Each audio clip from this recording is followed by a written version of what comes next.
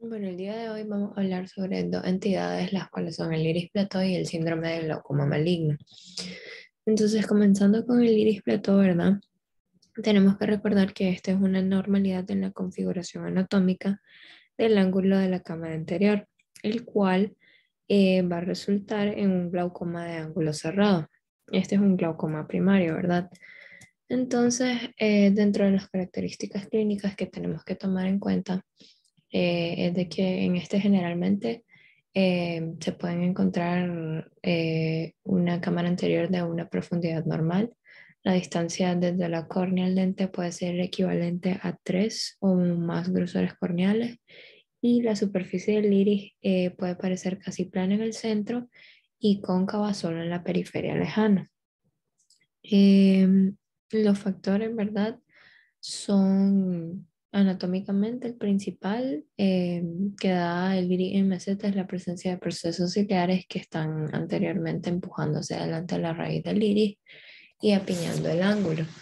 El bloqueo pupilar relativo y la acumulación de mariposa en la cámara posterior son factores significativos que contribuyen también a lo que es la convexidad del iris. Y el tratamiento de este glaucoma, ¿verdad? Es la realización de una IP y también en combinación con el uso de mióticos débiles. En la configuración del iris plató, ¿verdad? Este diagnóstico siempre se realiza antes de lo que es la operación. En la gonioscopía lo que se va a hallar, ¿verdad? Es un ángulo de la cámara anterior cerrado, pero un iris plano. Y la profundidad de la cámara anterior central es normal, pero como decíamos, ¿verdad? De la periferia es donde se va a observar el apiñamiento. El bloqueo pupilar relativo juega un papel importante en esta situación, ya que el humor acuoso se va a acumular en lo que es la cámara posterior y esto va a ser como un factor vectorial, una fuerza, ¿verdad?, que contribuye a lo que es la convexidad del iris y en la mayoría de los casos eso cesa después de realizar lo que es la iridotomía periférica. Em, El síndrome de iris plató, este como tal, ¿verdad? Es un ángulo persistentemente cerrado o ocluible a pesar de haberse realizado ya una IP, independientemente de cualquier elevación de la presión intraocular o la coma después de la dilatación. Este, ¿verdad? Diagnóstico siempre se va a realizar utilizando la gonioscopía, viendo el cierre posicional del ángulo y también acá vamos a observar lo que es el signo de la doble joroba. Se puede hacer una ultrasonografía biomicroscópica y también precipitarse por cicloplégicos y aliviarse por pilocarpina, o sea, haciendo test de provocación, pero estos ya no se realizan. Y la medición de la PIB y la gonioscopía, hacerla siempre antes y después de la dilatación. Entonces, acá, ¿verdad? Podemos observar en esta imagen que la gonioscopía, ¿verdad? Revela un iris plano, pero que tiene una aproximación pronunciada a nivel del ángulo, ¿verdad? Y en la biomicroscopía se nota, ¿verdad?, como la posición de los procesos ciliares anteriores, que son los que está señalando la flecha acá, ¿verdad? Están empujando lo que es el iris hacia el ángulo, acá, ¿verdad? Hacia el ángulo. Y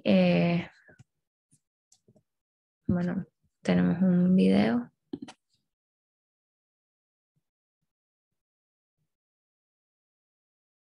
en el que vamos a observar, ¿verdad? Lo que estábamos mencionando, el signo de la doble joroba o doble jiba en la gonioscopía y acá en la biomicroscopía también, en la VM, podemos observar, ¿verdad? El signo de la doble joroba acá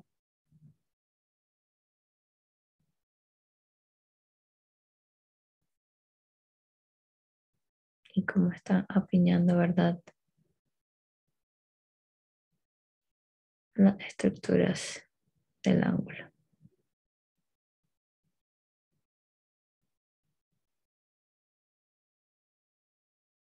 Se dice, ¿verdad?, de que tiene es una, en el iris plato, ¿verdad? Una inserción más anterior a nivel del espolón escleral. Entonces, el curso, lo normal es que hayan ataques sintomáticos, usualmente de ángulos cerrados subagudos, comúnmente de un ángulo cerrado crónico progresivo asintomático. Van a formarse sinequias periféricas anteriores y este es conocido también como el glaucoma trepador, porque progresivamente el ángulo se va a ir cerrando, se ocluye por el iris y esto incrementa con lo que es la dilatación pupilar. Entonces, esto es importante que lo tengamos en cuenta también porque esto es algo característico de la entidad, que por ejemplo los mióticos sí van a funcionar en lo que es el tratamiento del glaucoma por iris plató, mientras que en un glaucoma maligno está contraindicado y ahí utilizamos midráticos, pero esto lo vamos a ver más adelante también en el glaucoma maligno.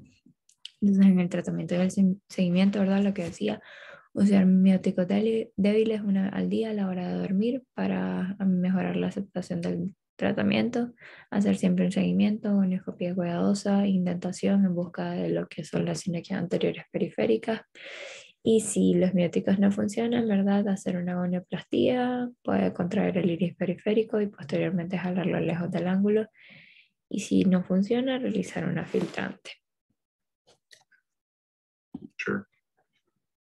When we examine them, they have a fairly deep peripheral anterior chamber that one won't see the evidence of closure with the Van Herrick. So in the Van Herrick, we're bringing this light in where it first meets the clear cornea. You can see how the cornea tucks into the sclera here.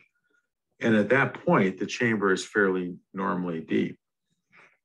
But there's this very... Entonces, algo súper importante que siempre hay que recordar es de que este tipo de glaucoma o esta entidad en general, la verdad, el gol estándar es la gonioscopía.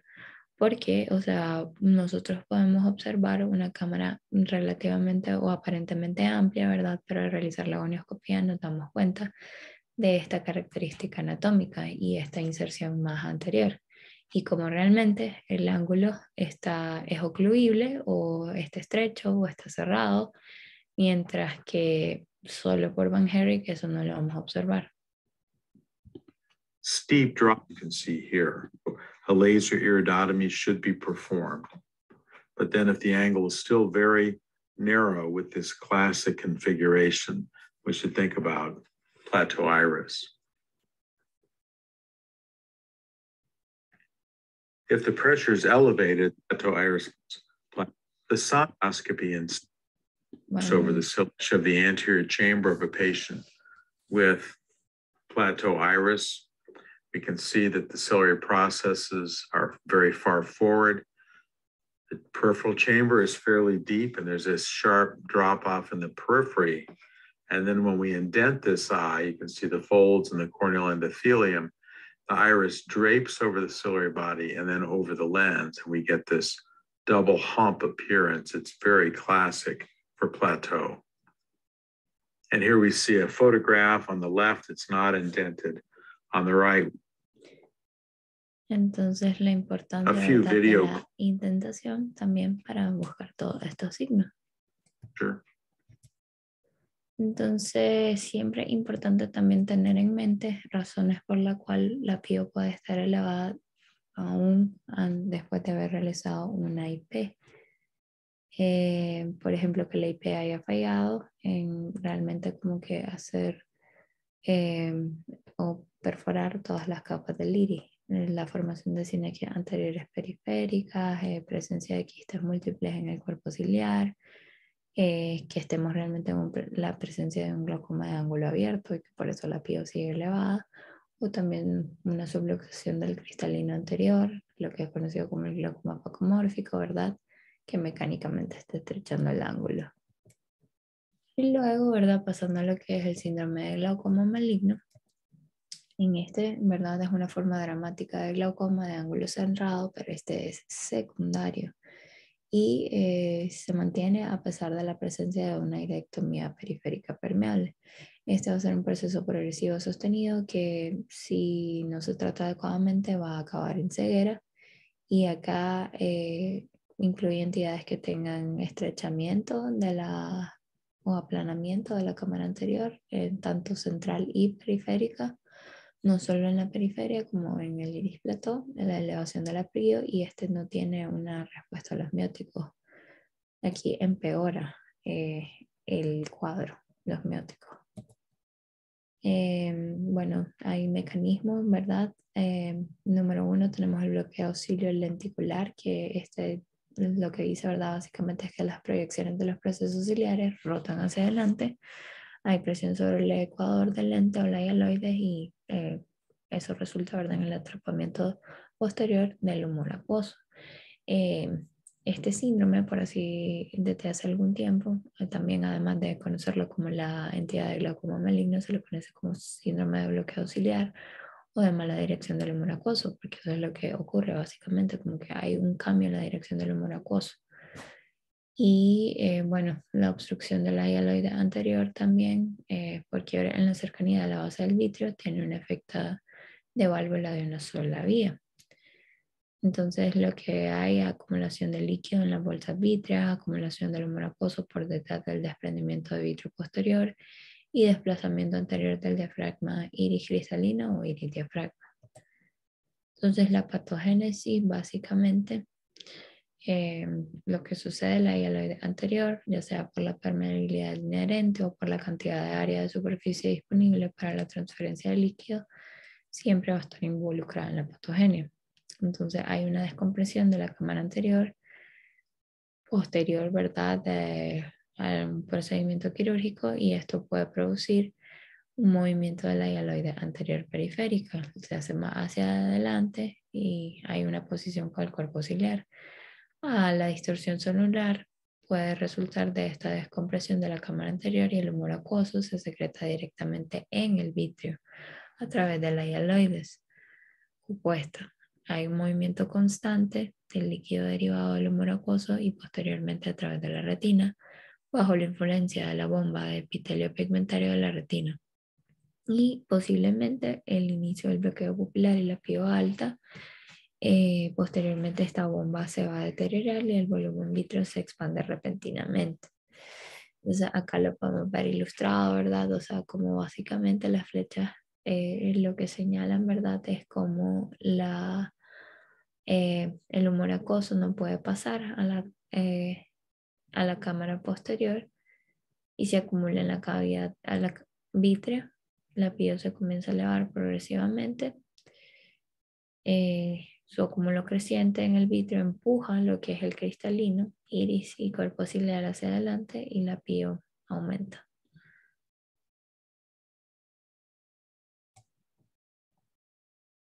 Y acá lo vemos ilustrado igual.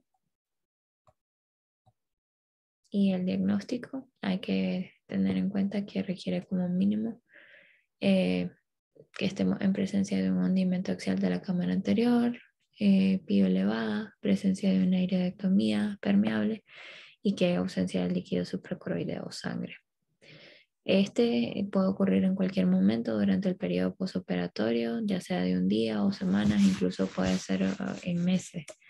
Los momentos más importantes, los que debemos de tener en cuenta la posibilidad de un glaucoma maligno, son después de la lisis de la sutura en el sitio de filtración, cuando suspendemos los ciclos pelégicos operatorios de rutina, y siempre saber diferenciar, ¿verdad?, una cámara poco profunda, ya sea por una filtración excesiva o una fuga de la herida. Ahí la pio es baja, pero en un glaucoma maligno siempre generalmente la pio es alta. No todo el glaucoma de ángulo cerrado operatorio es un glaucoma maligno, ni todas las cámaras planas operatorias siempre están relacionadas con una pio elevada. Como decía, ¿verdad? Siempre el diagnóstico del glaucoma maligno requiere como mínimo el hundimiento axial de la cámara anterior, la pio elevada, presencia de la IP permeable y ausencia de líquido sangre supracoroideo, Y cuando se presenta el glaucoma postoperatorio de ángulo cerrado, incluso con el hundimiento axial, siempre el primer diagnóstico a eliminar es un bloqueo pupilar. El sangrado en el espacio supracoroideo actúa como una masa que puede rotar al cuerpo ciliar hacia adelante y liberar la tensión sonular, y da como resultado el movimiento del cristalino hacia adelante. Una cámara plana o poco profunda está asociada con una pie elevada después de una cirugía fistulizante. Es un glaucoma maligno hasta que se demuestre lo contrario.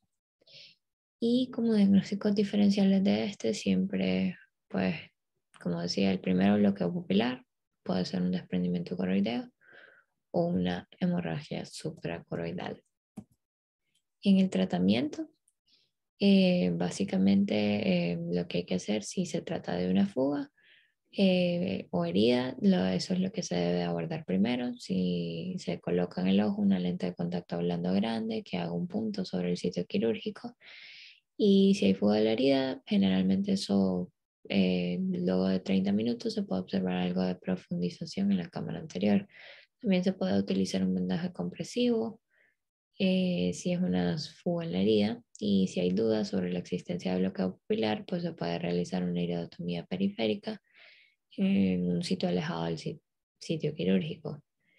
Y bueno, el uso de terapia ciclopégica midriática en pacientes fácticos y pseudofácicos que tengan las células intactas durante 5 días antes de planificar una vitrectomía quirúrgica. El tratamiento médico, ¿verdad? O sea, siempre ingreso encamamiento, cicloplégicos, hiperosmóticos, inhibidores de la anhidrasa carbónica, betabloqueadores. El 50% de los casos es efectivo en los primeros 5 días de tratamiento. Entonces se puede iniciar un régimen de atropina al 1% y fenilefrina al 2.5% 2 veces al día, y siempre monitoreando efectos secundarios sistémicos en los primeros 5 días de terapia.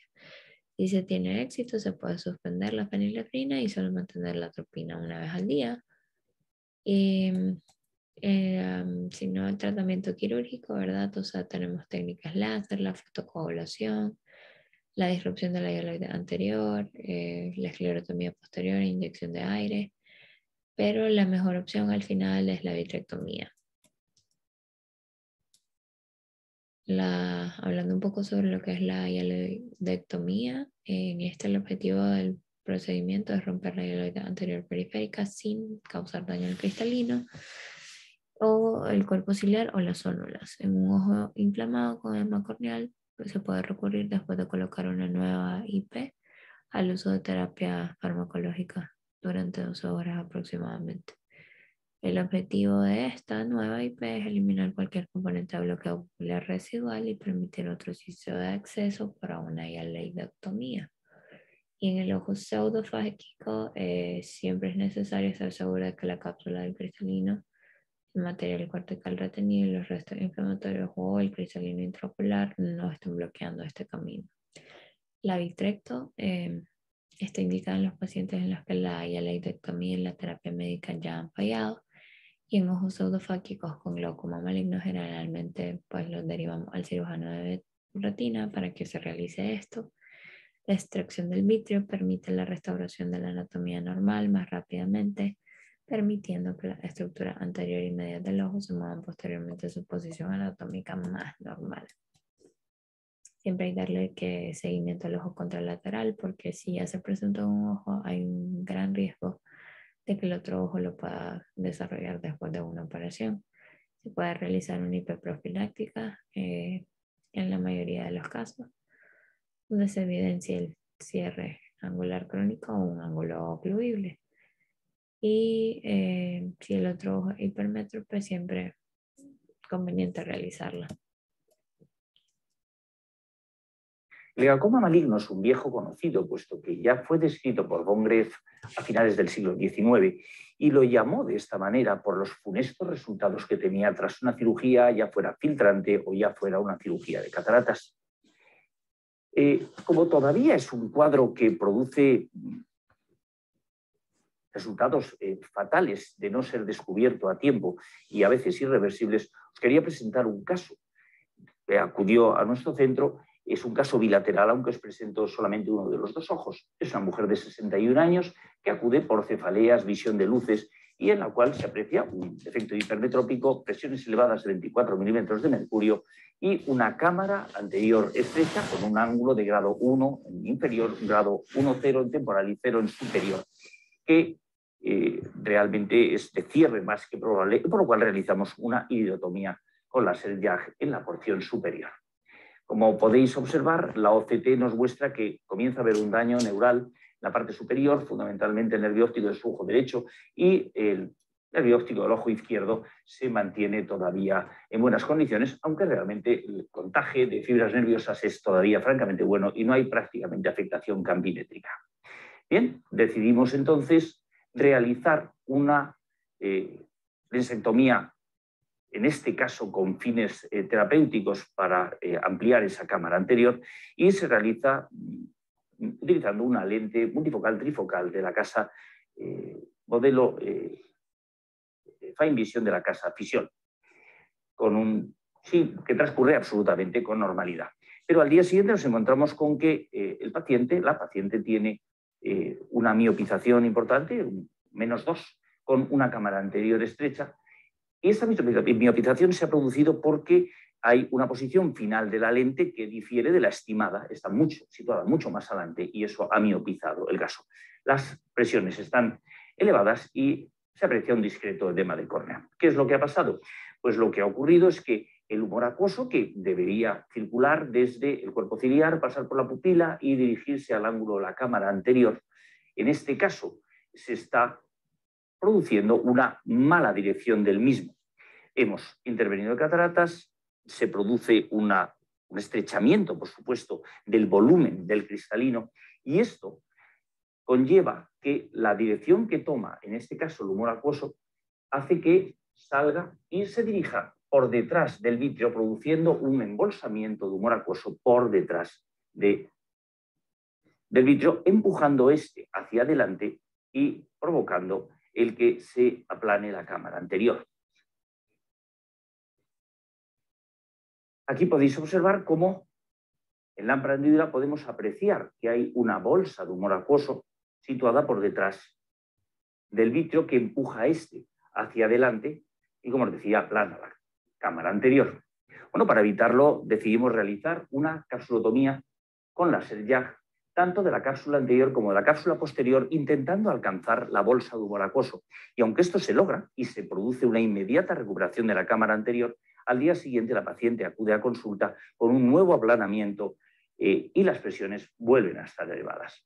Así pues, decidimos realizar una vitrectomía vía PAS plana con 23 Gs que transcurre sin mayor dificultad. Por supuesto, son vitrectomías relativamente sencillas, puesto que la visualización es muy buena, el paciente tiene buena midriasis y realmente hay que tener cuidado de eliminar completamente el vítreo y eliminar el vítreo de la base para evitar problemas retinianos posteriores. Aquí observamos cómo se está realizando la vitrectomía. También se había practicado una capsulotomía central para intentar facilitar el paso humor acuoso. Se revisa periferia retiniana y se termina el caso.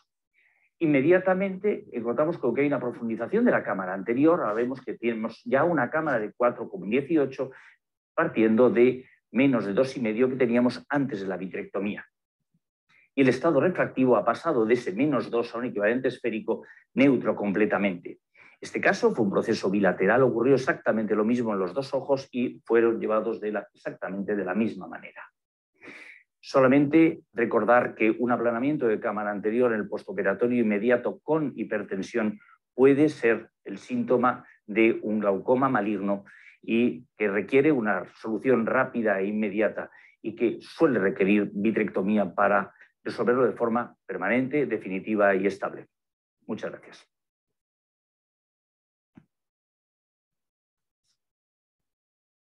Y bueno, siempre, ¿verdad? Tomamos en cuenta que si hay una notoria profundidad axial de la cámara anterior asociada con el aumento por la trayectoria de la pío y el cierre del ángulo, hay que considerar el glaucoma maligno. Hacer la distinción de el síndrome de Iris-Plató porque el tratamiento tópico es diferente Y como habíamos mencionado, ¿verdad? En el iris-plató sí se pueden utilizar los mióticos, pero, por ejemplo, los cicloplégicos van a precipitar este síndrome, mientras que el glaucoma maligno es lo contrario, los mióticos agravan la condición, pero son aliviados por los cicloplégicos. Y bueno, entidades que se parecen al glaucoma maligno, por ejemplo, casos de desprendimiento de retina primaria o secundaria en los que la retina está completamente desprendida y se aproxima mucho a lo que es la cápsula posterior del cristalino. Sin embargo, aquí la profundidad de la cámara anterior axial no es superficial y el glaucoma secundario de ángulo cerrado inusual que puede ocurrir después de lo que es una fusión aguda de la vena central de la retina. Se presenta un hundimiento axial de la cámara anterior, pero esto resuelve espontáneamente. Está el síndrome del lente cristalino suelto, sobrepuesto, que es caracterizado por la posición del cristalino hacia adelante y la ausencia de un bloqueo pupilar. Son ojos no operados. Aquí no hay evidencia de hemorragia coroidea, oclusión de la vena central de la retina o melanoma maligno que ocupa el volumen del segmento posterior. Típicamente son unilaterales y por lo general no tienen derrame coroideo visible en la oftalmoscopía indirecta. Resuelve con el uso de esteroides tópicos y cicloplégicos. Sin embargo, en algunos casos, estos desprendimientos pueden no mostrar ningún tipo de inflamación ocular y no, pero responden al uso de cicloplégicos y esteroides sistémicos. También está el glaucoma maligno de Afaquia, en el que el bloqueo pupilar es puro. Hay una cámara posterior llena de humor acuoso, un IP que establece la comunicación con este espacio del humor acuoso detrás del iris. Y en este glaucoma hay una liberación total del espacio acuoso de la cámara posterior por el humor vítreo y la membrana hialoidea, que está en posición opuesta a la superficie posterior del iris. Para evaluar un paciente con una cámara plana fáquica o pseudofáquica posterior postoperatoriamente, siempre descartar inicialmente la fuga de la herida o un desprendimiento coroideo. En estos casos, la piel es baja. Una fuga transitoria de la herida siempre provoca un bloqueo pupilar al permitir que el vítreo avance y las iridotomías se adhieran a la herida. Las fugas obvias de la herida deben repararse quirúrgicamente, drenar el desprendimiento coroideo secundario y reformar quirúrgicamente la cámara anterior, inspeccionar bien la herida, realizar una prueba de Seidel y eliminar cualquier sutura profunda. Si se detecta una fuga en la herida, se debe aplicar un parche de presión junto con movimiento local sobre el mismo. Y básicamente ese era el tema. Pero, gracias.